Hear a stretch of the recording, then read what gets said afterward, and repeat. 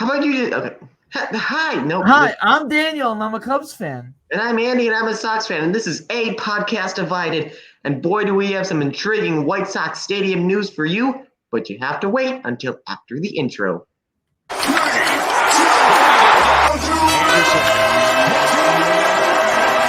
Your Daily Cubs White Sox podcast, the best place for all the baseball debate you need.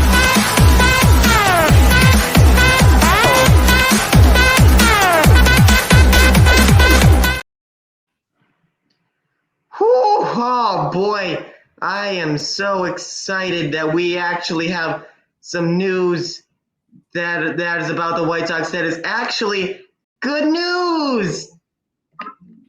Hang on. Yeah. It's good news.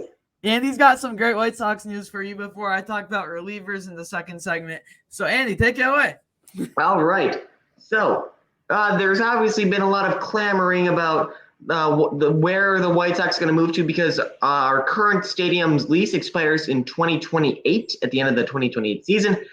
And there's been some talks. There's certainly been some talks. Are the White Sox going to keep the stadium that they have now and just renovate it because it needs it apparently?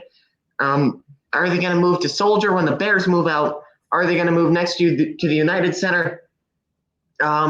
Which in my opinion are not the best choices, but they're good choices. There's also some ramblings about are they going to move to the suburbs, which in my opinion is just not the move for the White Sox because this is a team built and based on blue-collar people who live and work in the city. And there's even been some rumblings, and these are pretty heavy rumblings, about is the team going to just move completely out of Illinois? Like Nashville, Gary, Indiana, I've heard, which – actually, wait, no, that's the Bears. I've not heard anything about Gary, Indiana with the White Sox. They'd be called the Gary Bears. Okay, anyway. I've heard Nashville, maybe Austin, maybe Charlotte. But today we have some interesting news. There is a plot in the South Loop of downtown Chicago called the 78 on Clark and Roosevelt. Roosevelt and Clark. And people are actually talking about it. People are actually saying, okay, here's the quote from Chicago Sun-Times. White Sox in quote-unquote serious talks to build new stadium in South Loop's the 78. Now, I'm going to pull up Google Earth right now. Hopefully it permits me to do so. Yeah, I mean, it's sounding serious, definitely. So, yeah, this is downtown Chicago right here. Wrigley is about right over here, so very far away. And Comiskey is currently located all the way over here. The 78, which is where the White Sox are going to build their new stadium, is right on here in the South Loop, close to a lot of amenities, close to downtown, like the Sears Tower, Grand Park and stuff. What's going on? It's showing up. I just turned it on. I wasn't showing your screen. Last 10 seconds. Oh, I wasn't showing my screen? You're up there. Okay, I'll just restart. So this is downtown Chicago, right? Okay, I'm up there. Cool. This is downtown Chicago right here. Wrigley Field is all the way over here. Comiskey is all the way over here. So pretty far away from the downtown, right? This is the 78 on the on South Loop, very close to the city, as you can tell. This is where the White Sox are having their serious talks about building their new stadium. Now, it's a lot closer to everything. It's closer. And you're lagging. To the downtown amenities like Sears Tower, that library right over there, station. It's also very close to a highway. Right over here, we got the I-90. So this is most certainly a prime location for the White Sox to move their stadium. I'm so excited about this. You guys don't even know. I have months. Seriously, months before I even heard about I think even before I heard about White Sox stadium movement news, I was like, this place over here is an eyesore. Let's put Comiskey in here. And then I just saw all the ramblings about the White Sox getting a new stadium. I'm like, put it here, put it right here. This is a perfect spot. I didn't even know that this land was available, which apparently it is. And it's honestly just great. About would a stadium like this even fit inside this plot, because we're in between a river and a street, so it'd really be expensive in order if we want to squeeze a stadium, and if the stadium is too large. But it's honestly a perfect measurement if we want to get a good working baseball field in here. Even if we want to seriously just copy and paste Comiskey right as it is, it'd be more than enough to fit into this spot. And not only would Comiskey fit, I think it even fit within this little street here. So imagine the street here, and then and then the stadium right here, which would make a lot of room for parking lots. Also, we could have a bunch of parking lots, so we can still be able to tailgate, and we'd still have a better parking lot than Wrigley, which honestly is not very hard to do. That's true. That's fair. And we could even have our own little stadium district. Yes, it is. We can even have our own little stadium district, because what baseball, one of the big trends towards baseball stadiums and even sports stadiums in general is to have their own little district. Texas did it. Boston's doing it. Even the Green Bay Packers have their own little title town. Which Obviously, what was that? Wrigley. I mean, it used to be just Lakeshore Drive, and now if you want to live in Wrigleyville, even if it's not the best place to live, it's going to be really expensive, just because from the marketing perspective, it's great all around to make that for your team to generate revenue. For the White Sox to do that would be huge. Oh, it'd be amazing, because we definitely have the room. I don't know if this is included in the 78 purchase, but if it is, that'd be huge. And we already have these apartments right over here. These look like pretty luxury apartments here. I don't know if Street View would be available to StreamYard. I would assume it is. But there's a bunch of nice little stores here. There's Banana Republic. There's I don't know what that is, but Lens Crafters. This is a pretty posh little neighborhood. Now, look at this foliage. It's pretty nice. I'm a foliage nerd. This is some nice foliage, ladies and gentlemen. And look at that view. Look at that view of the Sears Tower. That's amazing.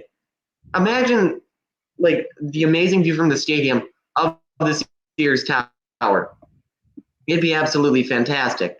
So yeah, this is a nice little apartment complex here that the White Sox could definitely generate some revenue off of, because I'm sure that there is already some Sox fans, because this is technically the south side.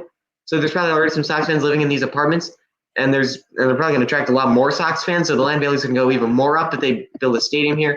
And I'm sure that they'll build even more apartments. And there's some very, very good views. If we go to this little intersection here, we can. Oh, dang it, that's a tunnel. Okay, hang on. I gotta finagle my way into getting a good view here. Hopefully this can be it.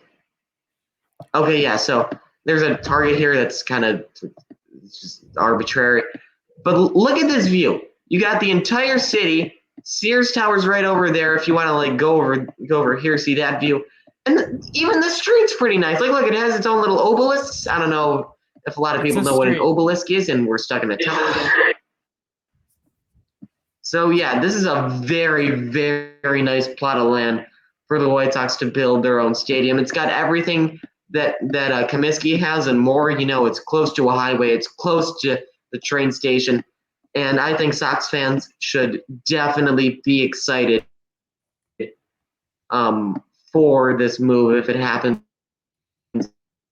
Then they should definitely vote on this move, in my opinion. It would be better than Soldier for a few reasons. Say the last sentence. Soldier, in my opinion, here's another qualm with it. It's designed for football, so I don't know if a baseball stadium would hypothetically be able to fit. It'd have to be pretty skinny, in order to fit. So it'd probably be a pretty awkward fit. And I don't know, just White Sox by the lake. It's not really vibing with me, and I'm sure it's not vibing with a lot of the fans either. So I think the best option is here for sure. I mean, it's so much better than the suburbs, so much better than going by the United Center, which there have been some rumors. If we go by the United Center, there's some room, but in my opinion, it's not going to be that good. The neighborhood by the United Center isn't any better than the one that is currently hosting the White Sox. In all honesty, it's probably worse. So one of the biggest problems, safety, would not be solved if we move to the United Center. In my opinion, the United Center should be reserved for the Blackhawks and the Bulls and them only. Also, yeah, I mean, we don't want Nashville, obviously, as Chicago White Sox fans. We don't want Austin. We don't want Charlotte. We want Chicago. So I think this is the absolute perfect place to put the next White Sox ballpark. And I really hope by 2029, this ugly little patch of grass that's in the middle of a downtown for some reason and is being used for like nothing besides like some train tracks, which we can definitely move around, because like the stadium could just be built like not around obviously, but like the train tracks could go under the stadium, as it seems like it's already underground a little bit. The train tracks have to go through a tunnel. So the White Sox and the new stadium can definitely finagle a way out of to build over these tracks and it'd still be a working train track. So yeah, this is just a perfect place. I'm so pumped that the White Sox are actually like talking about this, and apparently it's serious. And I don't see any cons here. It's literally perfect. So yeah, White Sox fans, be excited for once. Okay, so after the short break, we're gonna go into the Cubs. So, if you've heard about SeatGeek, it is the best ticketing app you can use to go to concerts or sporting events, and that's why we are partnered with them with all our channels. And if you use code FortBoys, you will get $20 off your first purchase. So thank you for SeatGeek for, as always, being here for us. So now the Cubs, right? Oh, jeez. I'm really time to go excited from happy to talk about sad. it. So this is a very important thing, right? The Cubs need relievers. Yes. And we need a main one. And there are two main options that are really the guys who, we'll probably get. Like that we have a good chance of getting it that would fit the role we need. So the two guys I want to talk about are Josh Hader and Emmanuel Clase. Now, Josh Hader. First of all, Josh Hader would obviously be a free agent. Emmanuel Clase would be a trade target. Now, you may say, "Oh, in the trade market, you're going to give up a lot more." Well, so we're talking about Hader and Clase. Hader, you would sign him for however many years you want, and I assume he wants a lot of years, as most players do. You want to get paid. So we'd probably have him for at least 5 years. I think that's pretty reasonable. You want to be careful with the reliever contracts, but maybe 5 to 8-ish? Okay. Well, you think about Clase. Clase has 2 years left on his contract, and his worst year in his career was his previous one. He had a 2.31 ERA and then 1.29, 1.36. If you get that Clase, you are set. The issue is in the last year he had a 3.22 ERA. Of course, that was the year I had him on my fantasy team.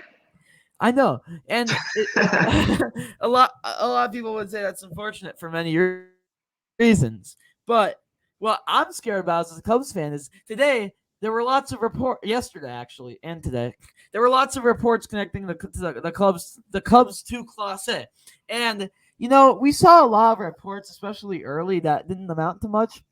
But this one makes sense why it's out there, and it also makes sense if you understand the situation, that just because the Cubs are interested does not mean that the Cubs are going to get him, because, everyone wants Clase. I was reading about this, and I mean, it makes sense, right?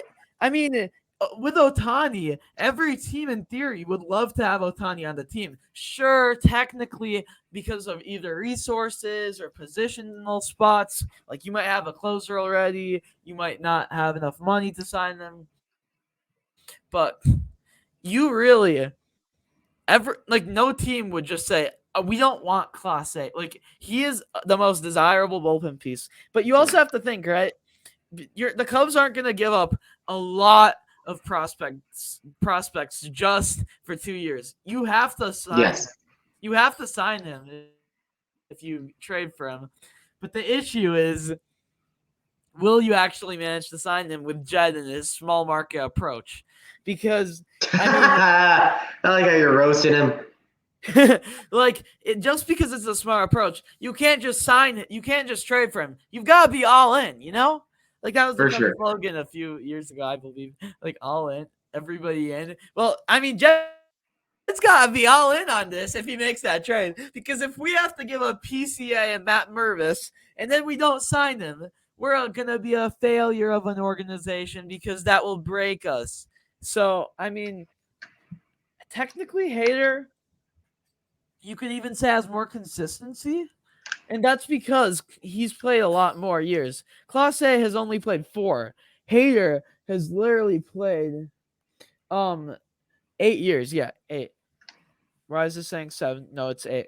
So 6 years with Milwaukee, 2 years with San Diego, and the only year that he was actually bad, not mid-2 ERA, was the year he got traded. So before the trade, he had a little over 4. After the trade, it was over 7. And, I think the trade messed with him. I think that's partially why they did trade him. But besides that, he's been under 3 and 2 times a little like in the 1.2s. And I mean, Hader has shown a lot more consistency, but that's because he's been in the league longer. And Clase is definitely the higher asking price, probably. Yeah. And is that price too high for Jed? But you also have to think, like, free agents versus trades. Like, you expect to give up prospects for a trade, and then you have to sign them.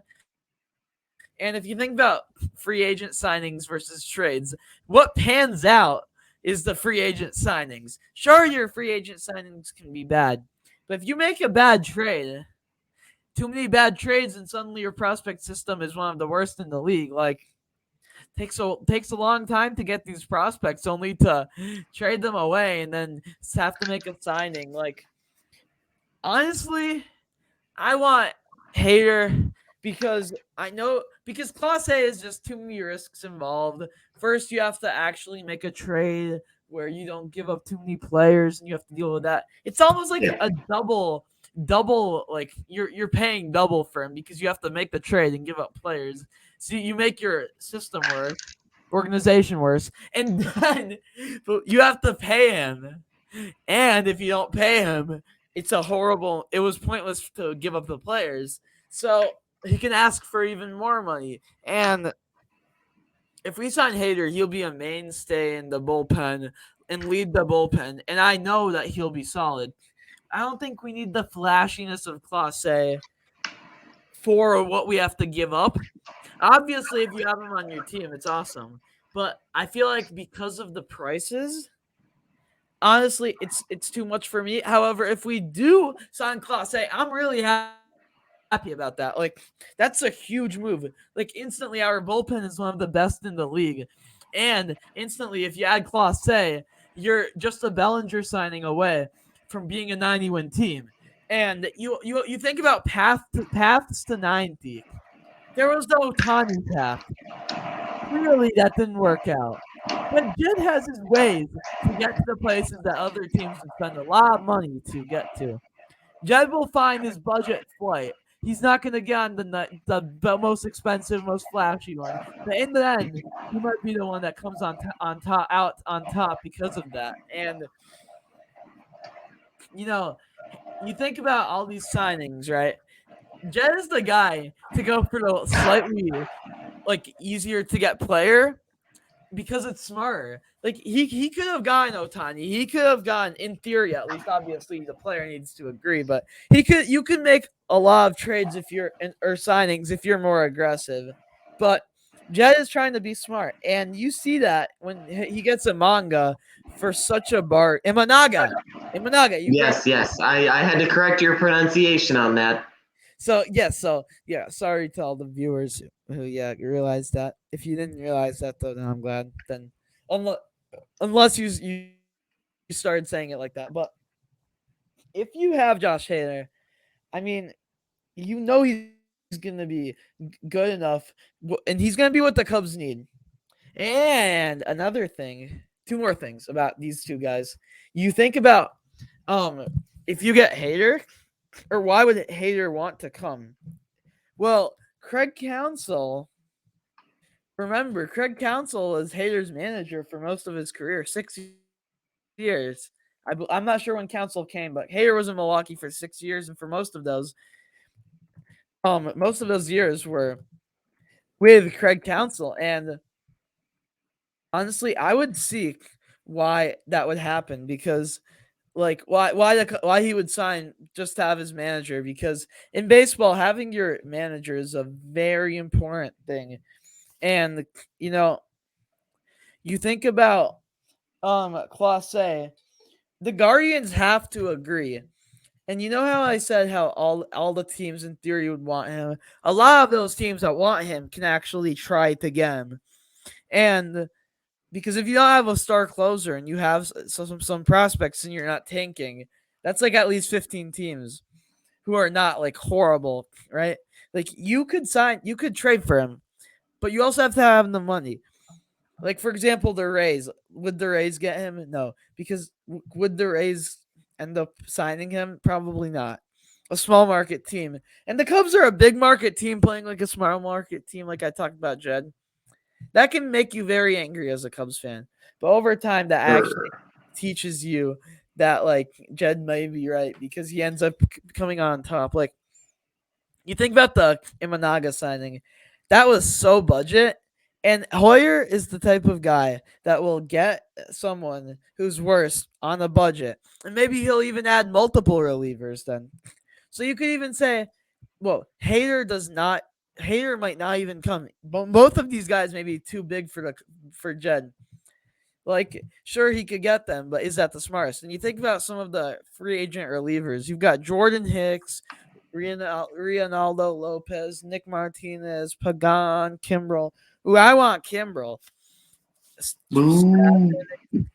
Joe Kelly, Will Smith, Andrew Chafin, Kirby Yates, Luis Garcia, Brent Sewer.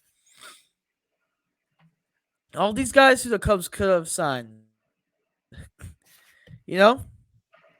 And I think you're living in a total fever dream right now, because your theory about Jed Hoyer playing small ball and being smart and stuff, that's kind of ridiculous. He hasn't really signed anyone, obviously, besides Imanaga, but that's literally because Imanaga was begging to be a Cub for so long. Yeah, I mean, I guess we can argue about Swanson and stuff, but again, Swanson was a budget deal. I mean, he was by far the best contract.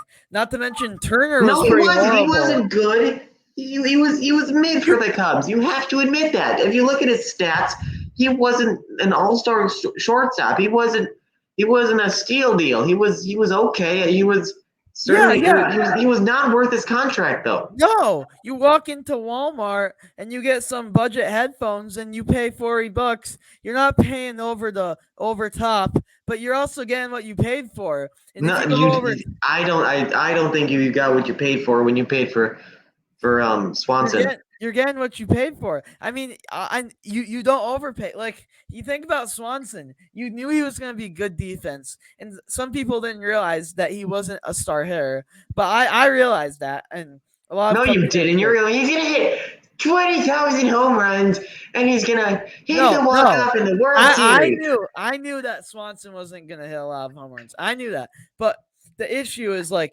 you could obviously hope for him to have a good season because the season before he got signed, he hit over 280 with the Braves and had his best season of his career hitting wise. But you knew that he was going to be good defensive wise, and he was good. And you could say it was an overpay, but all free agents are an overpay technically. But Swanson was smart, and you think about Bogarts, who signed for more than Swanson. He was a failure. You think about Turner. Before the fans fixed him, he signed for almost double. The fans fix him. The fans fixed it. I know. I know the fans fix him. It's just funny to hear. Yeah, I know. Like you think about, I know what you mean, but like all these guys, like this whole free agent class last year, like people were saying for the Cubs to sign someone else, but Jed made the right decision, even if it was short term. Like, oh, why didn't we sign Turner? Why Correa? Remember Correa? How'd that turn out? How'd that turn out? Was he really that much better than Swanson? Probably not. I don't think his WAR was that good. And I mean, he was good, but for the amount he signed for. So you think about these signings, right? And I was talking to you about a lot of guys who were signed already and who the Cubs could have signed. But you think about guys who are still on the market, which let me tell you, a lot of guys have been signed. Liam Hendricks, although was reported that he met with the Cubs, he is going to be hurt, so he's irrelevant. David Robertson, now he's 38 and almost 39, 38.8 on here.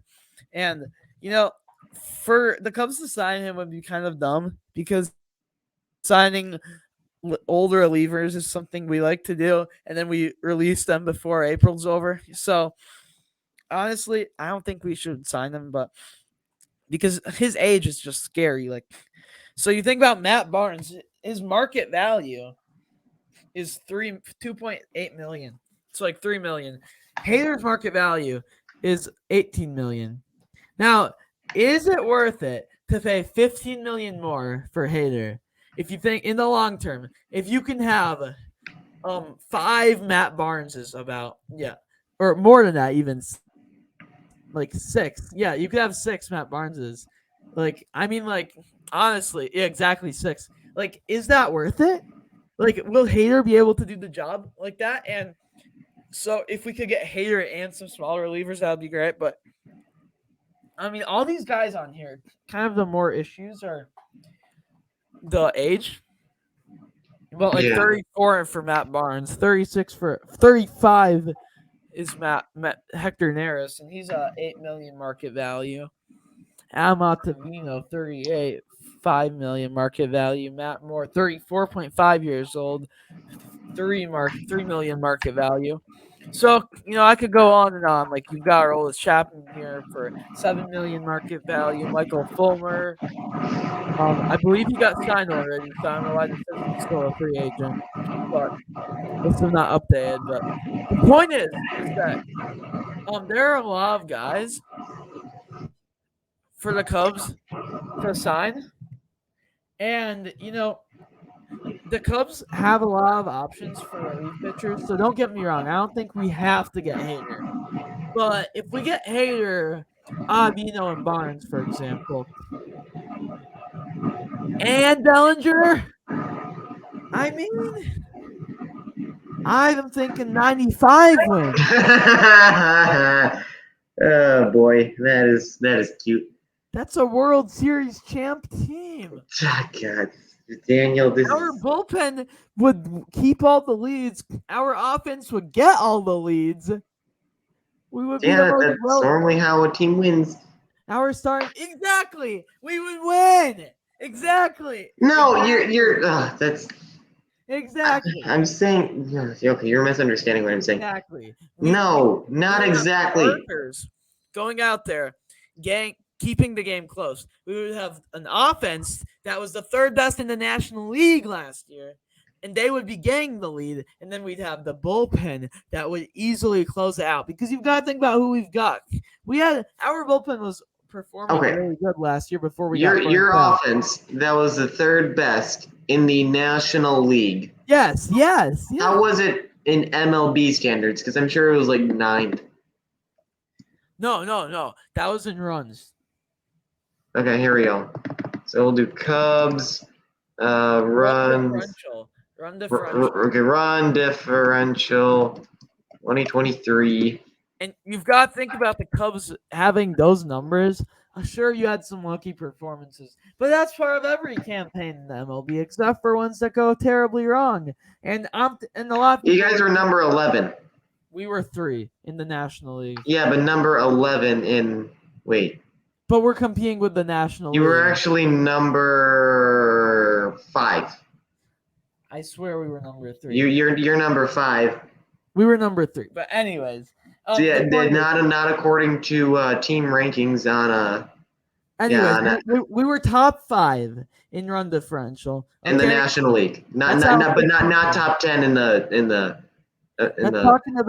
That's talking about the whole National League who we are competing for to get. Yeah, but like after you compete for the National League, you have to compete with an American League team in the World Series. But like, anyways, the point is that we have guys that we should sign. We will make some reliever signings, and I know the Cubs will at least sign some of these marginal guys who are either old or even just 34. That's already kind of old, or like 38, 39-ish. We're going to sign some of those guys on that list I was looking at. I didn't read the whole list because it's long, but I mean, if we could get Hader, he would be a leader for the bullpen. And Alzolay, I know he was a great closer, but if he could be the setup man, that's honestly one of the best combos I could ever see. And if we have some other guys who actually pitch good, Seiya has a great year, and Bellinger does all right. I mean, like, things can definitely, I think we can agree, can definitely, there's a good path for the Cubs to make the playoffs next year. Yeah, I doubt it. There are paths that you, of course, want to happen, and that are totally viable, that could be where the Cubs maybe don't make signings, where the Cubs do make signings, and then they underperform, and that happens. But I think there's the odds of us being good keep getting higher as we keep making these signings, and of course, there's going to be margin for error. Of course, people can underperform, and if you have too much of that happening, you're gonna win 70 games, like not more than 80. Or if everyone has an amazing year, like the Giants in 2021, they won 107 games. Like you see how there's some luck involved, but I think the Cubs are about 80 wins, like average, I guess, right now. I doubt it. Well, that's all the time that we have. So yeah, we will be making moves, but let's hope they're smart ones. So let's hope they're not. Thank you guys for watching. And until next time, see you later. Stay frosty.